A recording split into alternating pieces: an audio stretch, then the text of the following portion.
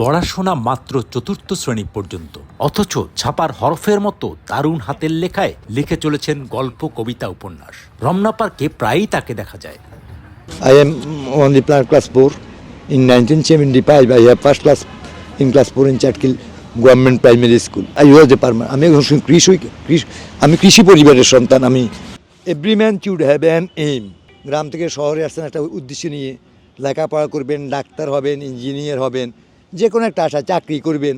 তো আমিও তো ওই আশা নিয়ে আসছি। পৃথিবীতে যত ডাক্তার, ইঞ্জিনিয়ার বড় বড় এখন সবাই কিন্তু নিম্ন ফ্যামিলিতে, অর্থাৎ কষ্টকর industry is key to success. হ্যাঁ, অর্থাৎ পরিশ্রম সবাইকে, পরিশ্রম করলে আপনি সব কিছু করতে পারবেন।